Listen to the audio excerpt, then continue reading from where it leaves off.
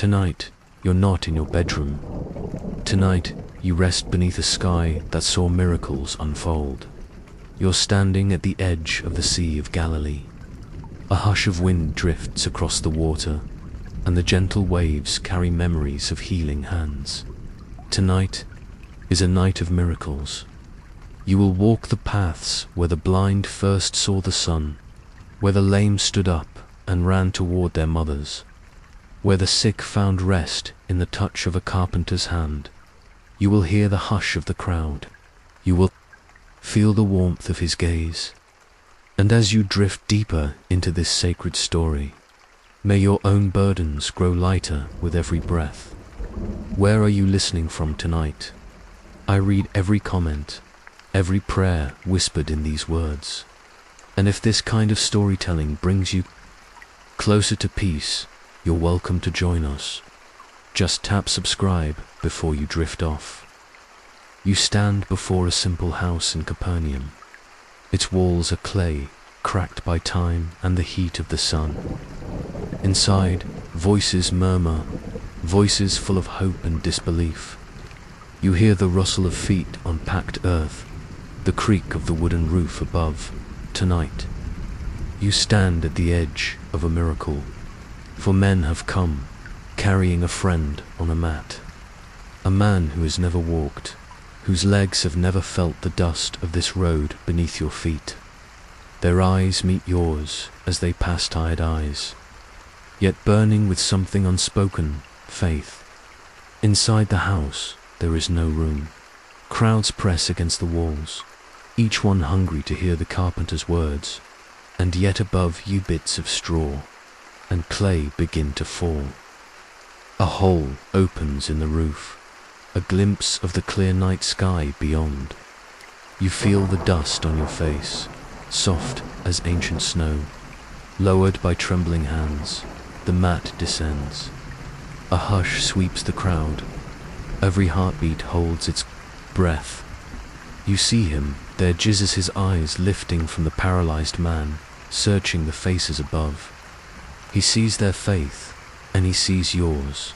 A pause, a breath, a whisper that echoes through centuries. Son, your sins are forgiven. The crowd shifts, whispers turning sharps and bristle at words they do not yet understand. But the healer's gaze does not falter. Rise, take up your mat, and walk. And you watch legs once twisted and frail now steady beneath him. He stands, he smiles. He walks toward the door where you stand, his mat held high. His laughter, light as dawn, drifts into your ears, and the house exhales a collective sigh. You feel the miracle settle in your chest like warm oil, anointing your restless thoughts with calm. Tonight, you too may rise, not with your feet, but with your spirit, into sleep that heals all weariness. You walk with him now. The dust of the narrow street clings to your sandals, and the murmur of the crowd surrounds you like a cloak. Children peek through doorways, old men lean on their canes, and every step is watched by eyes that hunger for a glimpse of hope. Somewhere in the press of bodies, she moves hidden, small, trembling. For 12 years, she has carried her pain like a secret wound. Doctors could not heal her. Money could not buy her rest. But tonight her heart beats with a desperate faith. You see her now. Her eyes find his back, her hand trembling. As it lifts toward the fringe of his robe, she does not dare speak. She does not dare ask. She only reaches just the hem, just a thread, and in that single touch, her whole world changes. The world seems to pause. The air grows thick, full of something holy. Jesus stops. He turns, his eyes searching the sea of faces. And yours is among them. Who touched me? He asks, but not in anger. His voice is soft, like a breeze through olive branches. The disciples laugh nervously. Master, the crowds press all around you. ... double quote. but you know he knows. She falls before him, her voice breaking as she confesses. Her tears fall into the dust. At his feet, "Daughter," he says, and the word wraps around you like a blanket pulled tight on a cold night. Your faith has healed you. Go in peace. You see her stand taller now, the lines of pain washed from her face. She walks away, not just healed in body but in spirit, light as moonlight on still water. You breathe in this peace. You let it settle into your bones, into the spaces that ache. Tonight, your own hidden wounds may find his touch too, not with hands, but with the faith that he sees you. And he calls you daughter. He calls you son. He calls you beloved. Let the night carry that word as you drift deeper into this miracle. The hush of the street fades, and only your breath remains. Slow, steady, healed. You find yourself by the water's edge. The Sea of Galilee lies before you, breathing its gentle waves onto the sand. Moonlight spills across its surface like oil, and the air tastes of salt and the promise of dawn. Beside you, a fisherman kneels, calloused hands running over empty nets. His eyes are hollow with a long night of nothing. No fish, no coin, no hope. You hear the creak of the boat as it drifts in the shallow tide, the soft groan of wood that knows the weight of failure. Jesus stands on the shore.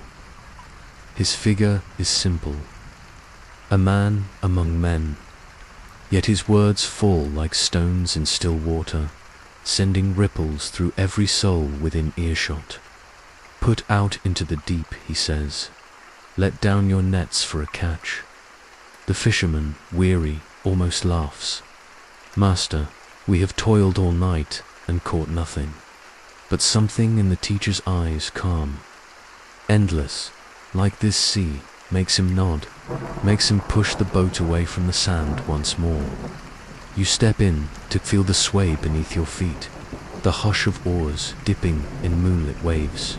They cast the nets again, wide, heavy, hopelessly hopeful, a heartbeat, another, then a pull, sudden and fierce.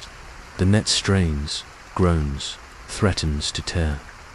Fish shimmer like living silver beneath the surface, thrashing, alive, abundant.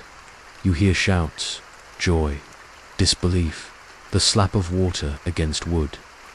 Boats nearby rush to help, their laughter ringing out over the quiet sea.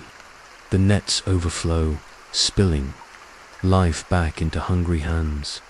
Peter drops to his knees before the carpenter. Depart from me, Lord, for I am a sinful man. But Jesus smiles, and his voice holds the softness of the tide. Do not be afraid. From now on you will catch men. You stand there, the salt wind brushing your face. You watch Peter's eyes, wide, bewildered, awake. In this moment, you see what abundance means. Not riches, not gold, but a heart so full it spills over. As the boat drifts back to shore, you let that fullness settle into you. Every place in you that felt empty, may it be filled tonight, like nets breaking with blessing. You close your eyes, rocked by the gentle waves, the hush of the sea carrying you deeper into dreams beneath his healing hands. You drift farther out on the sea, your body cradled by the rocking of the boat. The night air grows heavy, the taste of a storm curling on your tongue like distant thunder. Around you, fishermen work the sails, voices tense, eyes searching the horizon. Dark clouds gather shadows layered upon shadows, swallowing the moon, turning the gentle waves into restless, snarling beasts. The wind rises. It whips through your hair, cold and sharp like a blade. Rain spits down, stinging your cheeks, and the boat groans under the weight of the water. You glance to the stern. There he lies, head resting on a folded cloak, asleep in the storm's roar. Thunder cracks overhead, but his breathing stays soft and slow, steady as a heartbeat in the womb of the world. Master, don't you care? Voices cry out above the wind. We are perishing. You see their hands, rough from nets, now gripping the sides of the boat like children clutching blankets in the dark. He wakes. No fear flickers in his eyes, only calm, only a stillness deeper than the sea itself. He rises, steps into the howling rain, lifts his hand toward the churning sky. Peace, be still. His words slice through wind and wave. They settle like stones. Into water, they sink deep, and the storm obeys. The wind dies, sighing back into silence. The sea flattens, like glass poured over stone. You feel the boat steady beneath you, a cradle once more. Where is your faith? His voice is gentle, never a rebuke, but an invitation, an opening of your clenched fists. You watch the disciples stare at him, wonder written across their dripping faces. Who is this, that even the wind and the sea obey him? And within you, storms you've carried for years begin to quiet. Fears that toss and turn at night, worries that roar behind your ribs. They bow to the same voice that silenced the waves. You breathe deep salt air, calm air, the hush of still water beneath. The moons return. Tonight, you sleep in a boat that will not sink, held safe by the one who commands your storms to rest. And so do you. You find yourself walking through narrow streets, stones warm beneath your feet from the day's sun now faded. The air is thick with the scent of baked bread and oil lamps burning low, their flickering flames dancing on crumbling walls. At the corner of a temple gate, you see him, a man seated on the ground, dust swirling around his robe as people pass him by. His eyes stare into a darkness they have never escaped. Born blind, born into a world of voices and touch, but no color, no shape, no dawn. He lifts his face toward the warmth of the sun he has never seen, and you hear the crowd whisper, "Who sinned, this man or his parents, that he was born blind?" You feel the sting of their question, how quick we are to blame, to make sense of suffering by chaining it to guilt.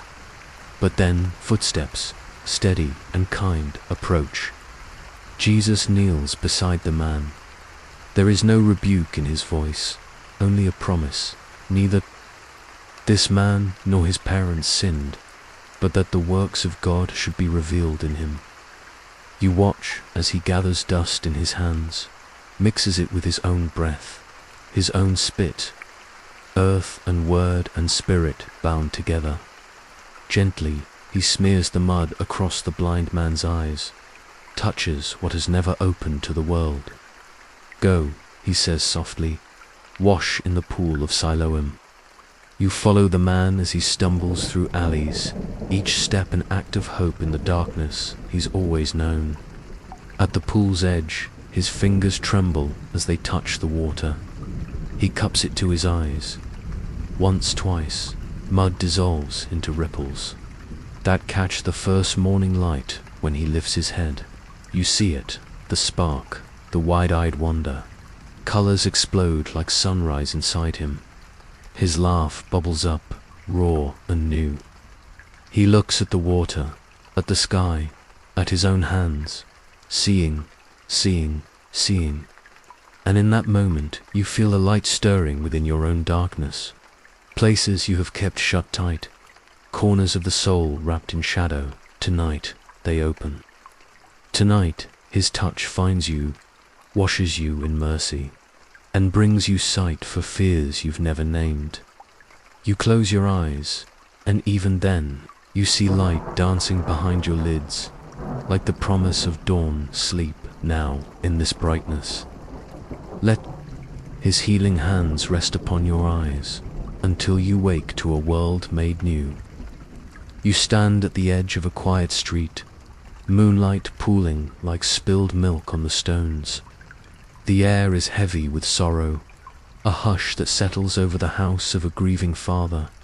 Jairus stands at the door, his robe clutched in trembling hands, eyes red from tears that could not stop the fading breath of his little girl. He begged. You remember falling at the feet of the teacher. Come, lay your hands on her, and she will live. And now, here he is, Jesus, stepping through the shadowed doorway, past the mourners who weep and scoff all in the same breath. Why make this commotion and weep? He says, the child is not dead, but sleeping. You follow him inside. The room is small, lit by a single flickering lamp. In the corner, the girl lies still, her small chest unmoving, her hand limp upon the woven blanket. You hear the heartbeat of her mother, wild, desperate, echoing like a drum in the quiet room. Jesus kneels beside the child. His hand, warm and steady, lifts hers into his palm. His thumb strokes the back of her tiny fingers. His voice breaks the silence, soft, tender, commanding all at once. Talitha cum, little girl, I say to you, arise. A breath catches in her throat, then another. Her eyelids flutter open like the wings of a dove at dawn. She looks around, first confused, then calm. A smile flickers across her lips as life pours back into her limbs. Like warm light into cold stone, her mother gasps, pressing her hands to her mouth. Jairus drops to his knees, tears flowing now with the sweetness of hope fulfilled. You watch as the girl sits up, her feet swinging down to touch the floor, feet that will run and play again in the garden tomorrow, feet that carry the memory of a whisper stronger than death. Tonight, you cradle this miracle inside you, that nothing, not fear, not grief, not even the deepest sleep, can keep you from his gentle voice calling you to rise. You feel it in your chest, this hush that says, little one, rest now.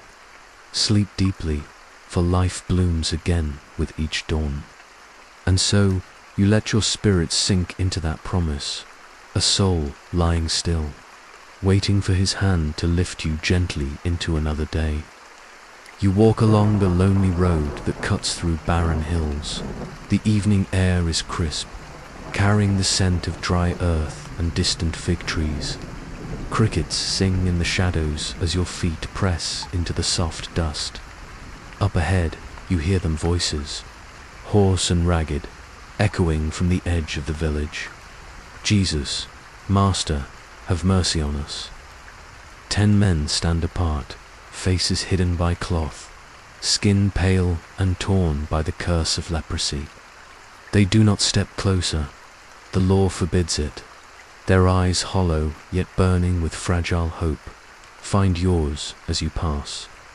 There is a pleading in them, a yearning for what they have been denied. Touch, embrace, life among others.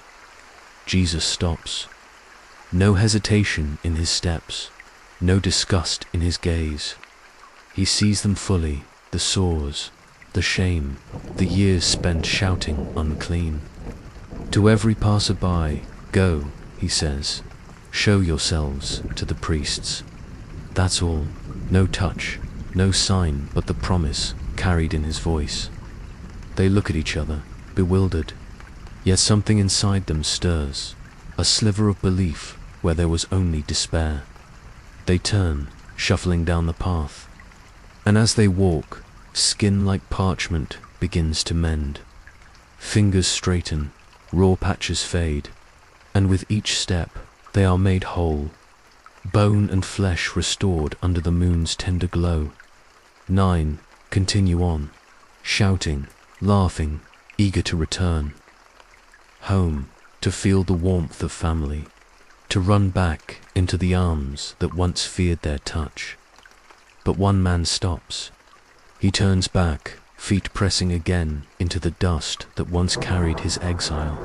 He falls at Jesus' feet, face buried in the hem of the carpenter's robe, tears soaking the fabric. "Thank you," he whispers, again and again, his voice breaking. With the weight of freedom and gratitude, were not 10 cleansed?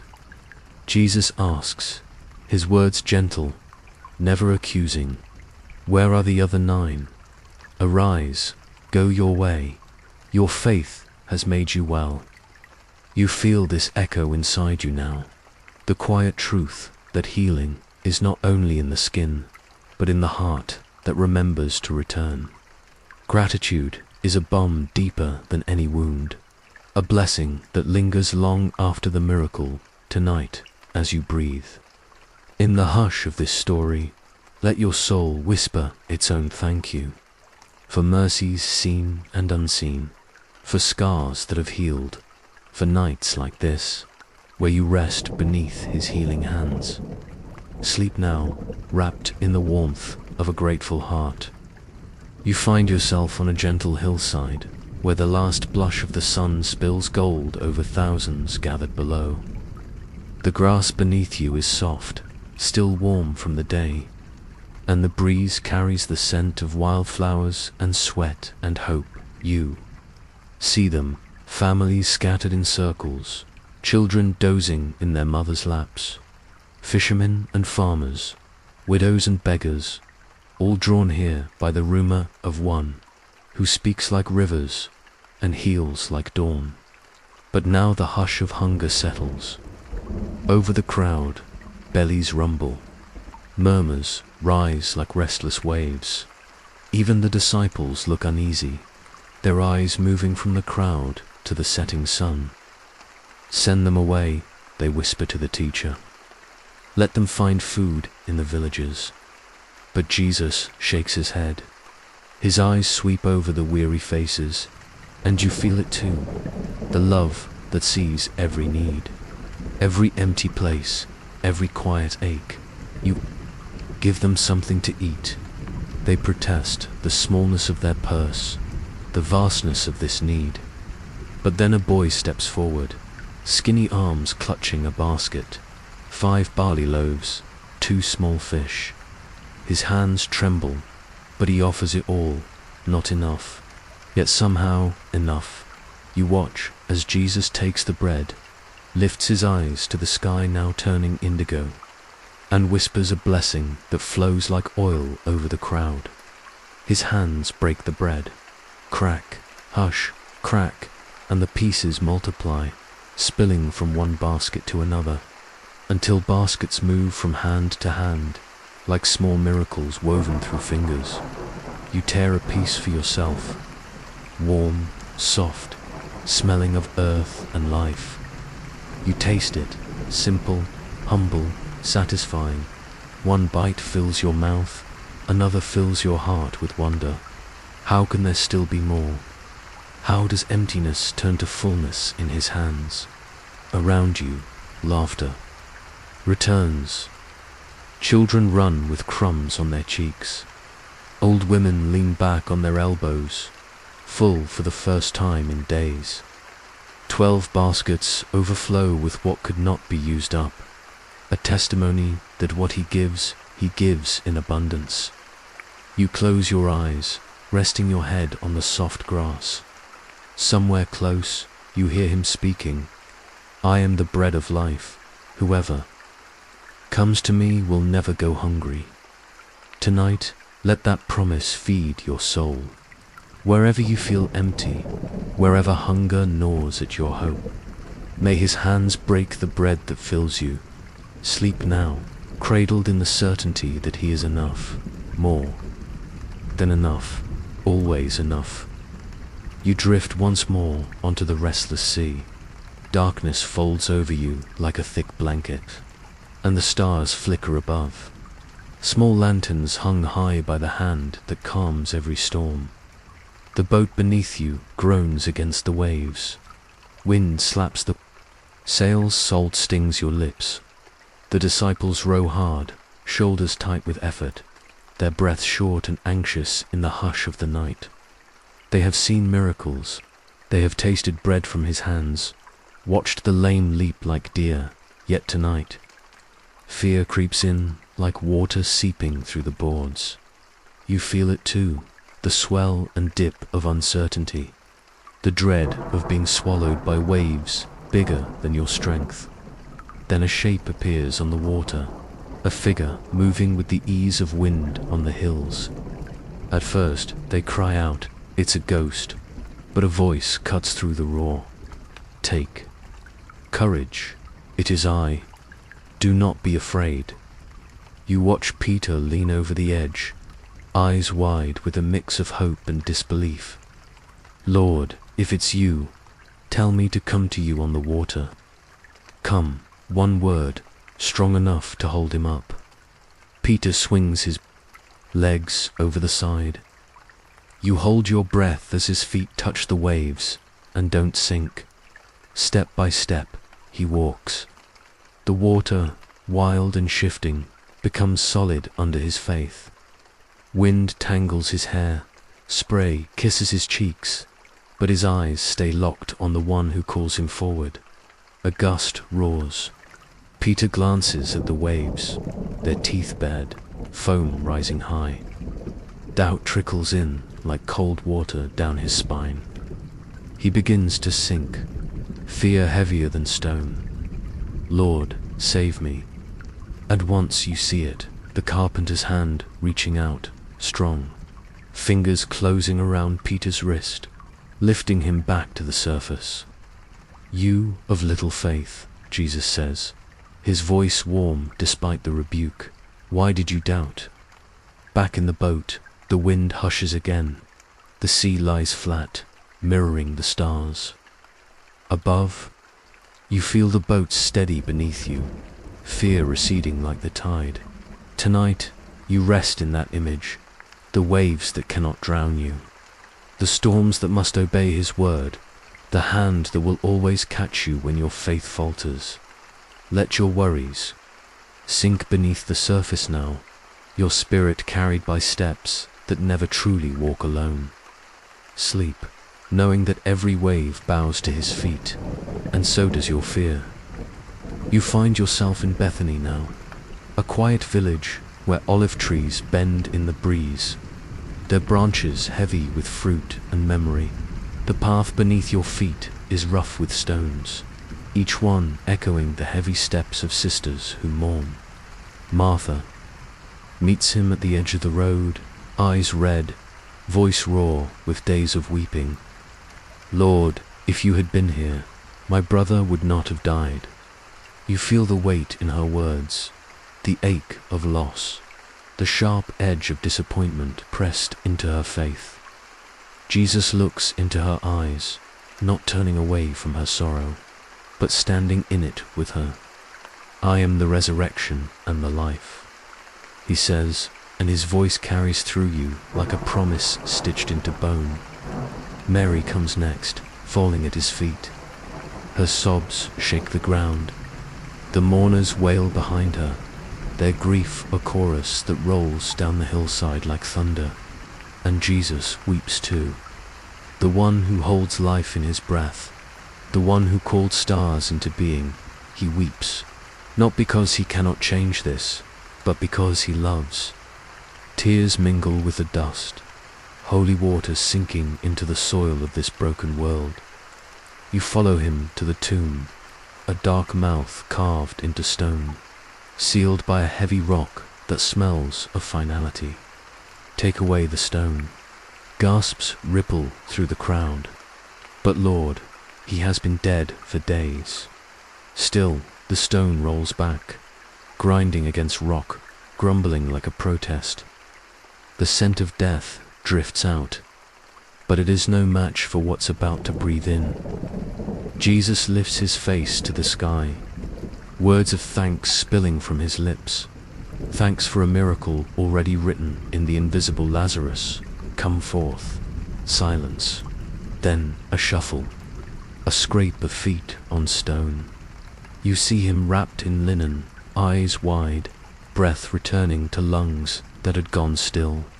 Unbind him and let him go. You watch hands tremble as they peel away the grave cloths, revealing skin warm with life. Eyes blinking at the light he thought he'd never see again. The sisters cling to him, their cries of mourning replaced by laughter that shakes the olive branches above. You stand back, your own soul brushing up against this truth. What you think is too far gone, too dead, too sealed away he can call back to life. With a word tonight, rest in that. Whatever tune you carry in your chest, a dream, a hope, a part of you long buried, he stands at its mouth, calling your name. Sleep now, knowing that in his voice, even what is dead will rise again. You stand once more beneath the warm sun of Capernaum. Streets hum with daily life, merchants calling, children laughing, the scent of bread baking in stone ovens. But in the midst of this, a man stands apart, a Roman centurion, armor catching, the light eyes dark with worry deeper than any battle he's fought. You hear his voice, low but certain, speaking to the teacher who stands at the edge of the street. Lord, my servant lies at home, paralyzed, suffering terribly. Jesus nods, ready to go with him, his sandals already turning toward the centurion's house. But the soldier's hand lifts in protest, the same hand that once held swords, now open in humility. Lord, I am not worthy that you should come under my roof, but only say the word, and my servant will be healed. Silence settles over the crowd, faith that does not demand touch or sin, but rests fully on a word spoken by the one who commands heaven and earth.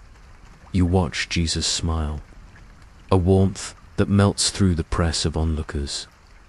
I tell you, I have not found such great faith, even in Israel. His eyes meet yours, and you feel them searching the corners of your own doubt, your need to see before you believe. Here tonight, you are invited into a deeper trust, a faith that knows his words travel farther than you ever could. Somewhere, unseen, a servant breathes easier. Legs once frozen now stir under blankets. Pain melts from limbs that once knew only stiffness.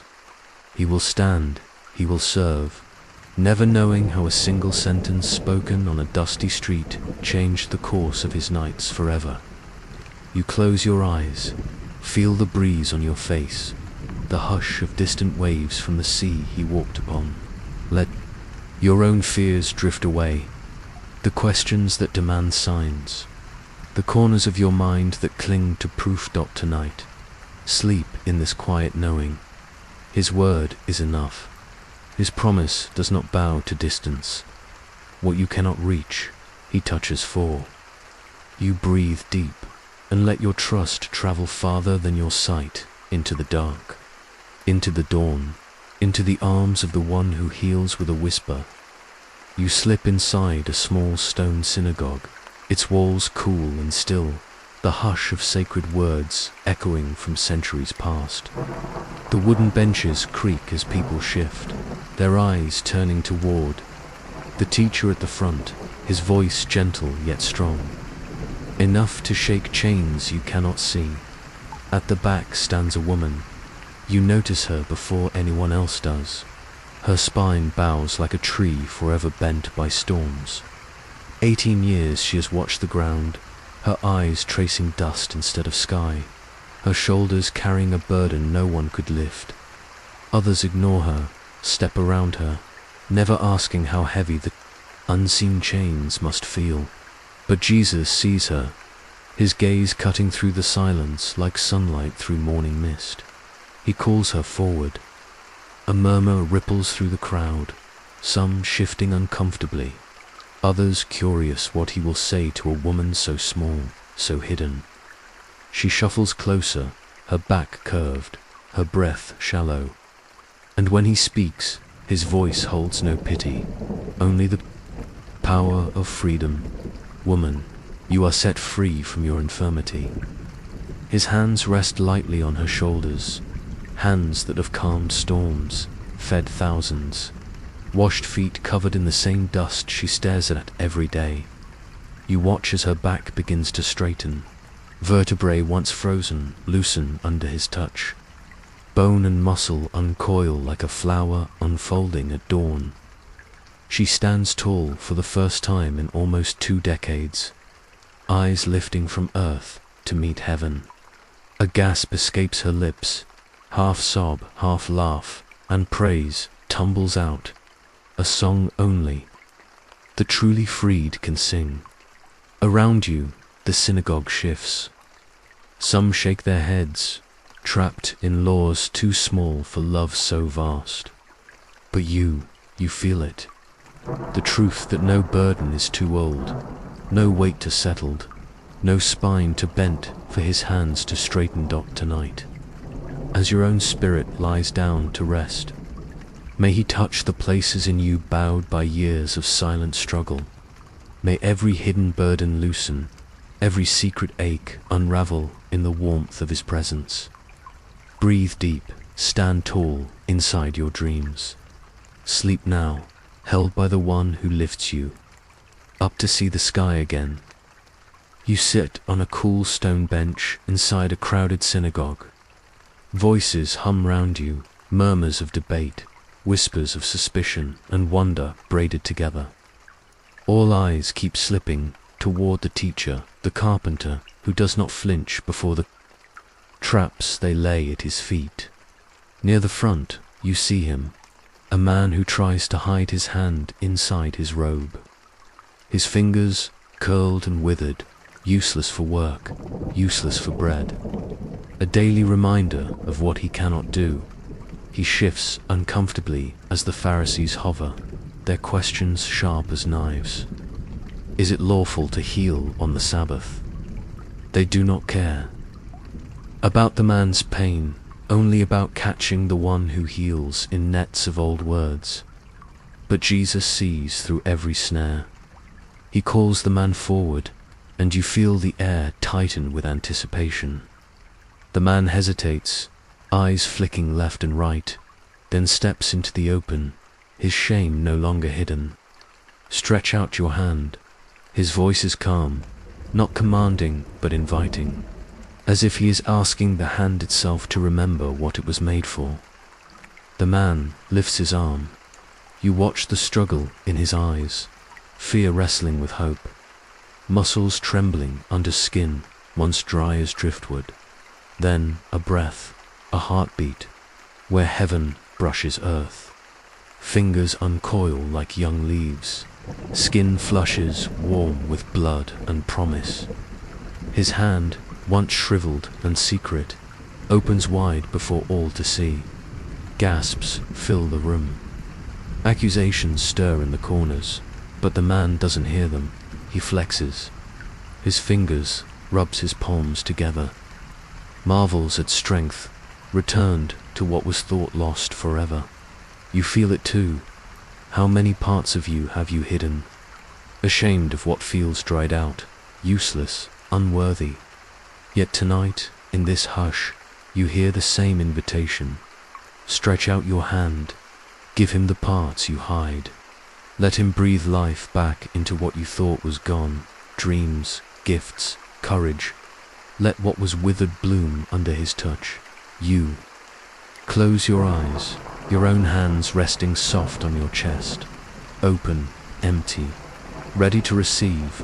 Sleep in that gentle surrender, knowing that nothing in you is to dry, to blossom again when you rest beneath his healing hands. And now, as the night wraps you in its soft embrace, may every story whispered here settle deep in your soul. Seeds of faith planted in the garden of your dreams. May you sleep beneath his healing hands, where storms grow silent, where broken things are mended, where what was lost is called forth into life again. May the same voice that calmed the sea calm every restless thought within you. May the same hands that touched the blind open your eyes to see hope in the morning light. May the same love that lifted the bent and the broken lift you too, until you stand tall in the dawn, tonight and every night to come. May the Lord bless you and keep you. May his face shine upon you and give you peace. Peace that lingers even as the first rays of sun kiss your eyelids awake. Sleep well, beloved. Sleep deeply and rise renewed in the hush of a miracle that never ends.